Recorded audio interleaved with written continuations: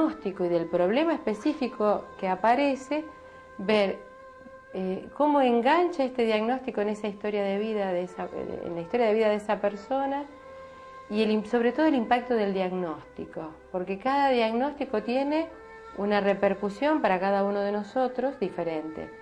Entonces, trabajamos esto, buscando las raíces de la enfermedad, porque en algunos conceptos que ya he ido construyendo en esta investigación, es que uno de los conceptos es que la enfermedad, cuando estamos enfermos, tiene una biografía y tiene raíces profundas, pero la cura es algo a construir, digamos.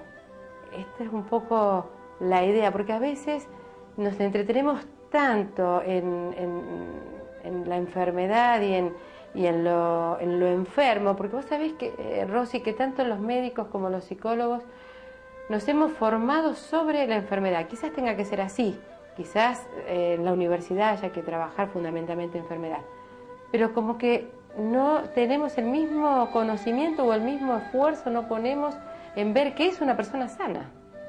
Entonces, hacemos un recorrido cuando hacemos la biografía de la enfermedad, lo básico para comprender qué pasó en esa persona y por qué esta enfermedad y no otra, o por qué esta enfermedad en este momento. Pero después siempre trabajamos en la salida hacia la cura, porque la cura es la construcción que tenemos que hacer. Quizás la salud para esa persona sea algo a construir, lo más probable cuando está en este momento de la enfermedad. Y ahí lo que yo uso son los conocimientos médicos de tantos años de profesión, más lo que yo he podido hacer de capacitación en psicología, de todos los conceptos psicosomáticos. Y también, aunque te parezca extraño quizás, trabajamos algunos conceptos que me dio a mí la Facultad de Ciencias Políticas respecto de cómo interactuamos con la sociedad, porque no somos nosotros enfermos en un ámbito ajeno a lo social. Y lo social, cada vez más entiendo que tiene un peso enorme en los problemas que en nuestra salud y en nuestra recuperación. Así que bueno, este es un poco el recorrido. Hacer una biografía de la enfermedad para mí es un trabajo muy hermoso.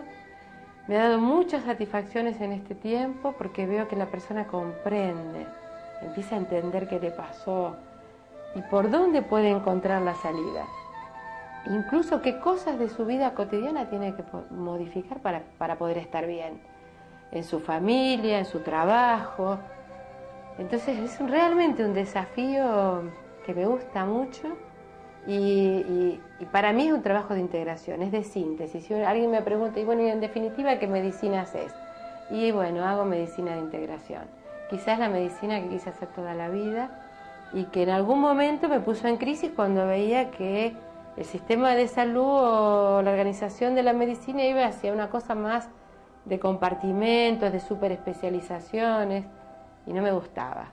Bueno, este es un espacio de integración y todo lo que hago es en este sentido de integración y maravillosamente contribuye a mi propia unidad, que me parece que es el ida y vuelta que tiene este trabajo, ¿no?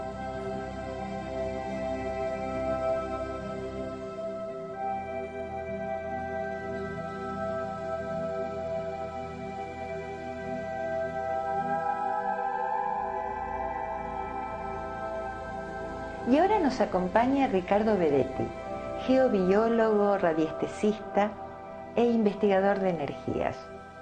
Él nos va a explicar qué son las energías que pasan, las tres clases de energías que pasan por nuestra casa.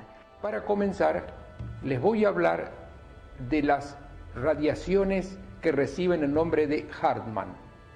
Estas radiaciones están en todo el globo terrestre, como si fueran los meridianos y los paralelos de la Tierra. Es decir, en este gráfico que ustedes están viendo acá, estas radiaciones van de norte a sur y de este a oeste. Y observarán ustedes que en muchos lugares hay cruces. En estos cruces el efecto se potencia. Es decir, que no es lo mismo estar sentado haciendo un trabajo sedentario o durmiendo, que todavía es más problema, en estos lugares que en estos donde hay una sola radiación. en estos lugares son libres, es decir, que no hay ninguna radiación Hartmann que pueda molestar.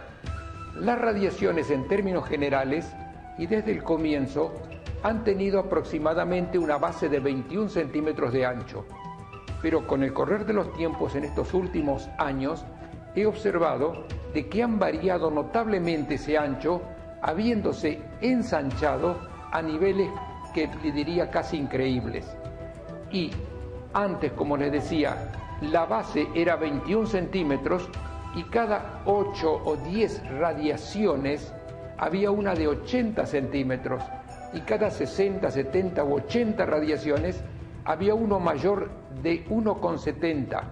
Había más espaciado radiaciones de 3 metros con 40 y de 5 metros 40 también.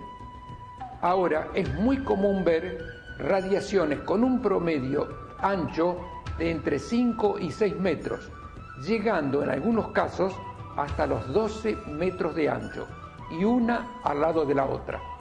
Quiere decir eso que en toda casa siempre van a estar presentes estas ondas Hartmann.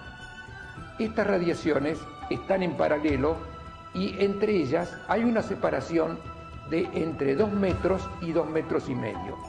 Hagan de cuenta ustedes que es como una pared energética que sale de la Tierra, que no se abre porque pareciera como que fuera un rayo láser y llega hasta más de 1000 metros de altura. Entonces, cuando uno, por ejemplo, está durmiendo sobre estas radiaciones,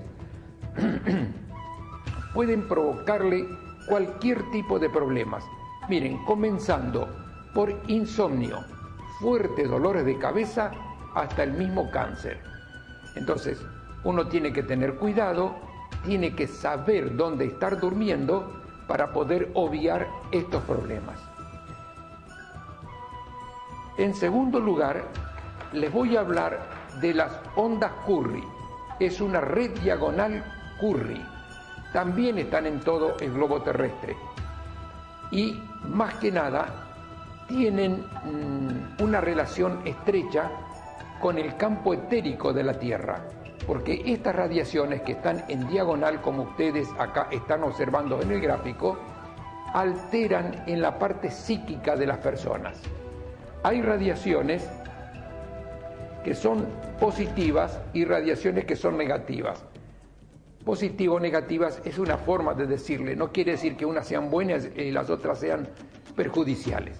Las dos tienen criterios negativos para la salud humana, pero lo que pasa es que cuando hay un cruce positivo, la persona tiene una hiperactividad, y cuando hay un cruce negativo, hay una hipoactividad, y ahí pueden provenir las depresiones.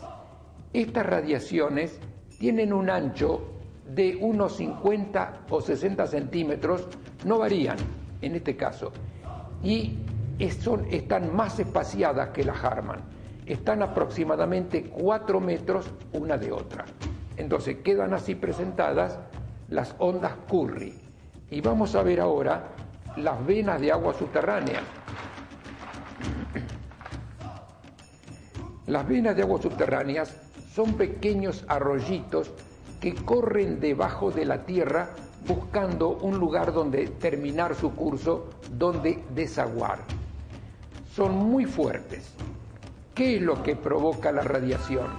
Es la fricción del agua que corre en la tierra del tubo ese que la conduce, porque tienen que ser aguas en movimiento. Cuando hay aguas estancadas, como por ejemplo reservorios de agua, así, no hay ningún problema. Tampoco hay problema cuando las aguas están a cielo abierto, como en ríos, en mares, en lagos, etc. Estas radiaciones muchas veces se pueden cruzar. ¿Por qué? Se pueden cruzar porque lo hacen a diferentes profundidades. Una de ellas, por ejemplo, puede estar a 12 metros bajo tierra y la otra que cruza puede estar a 30 metros bajo tierra. Es decir que suelen ser muy peligrosas. ¿Cuáles son las consecuencias que se tienen de esto?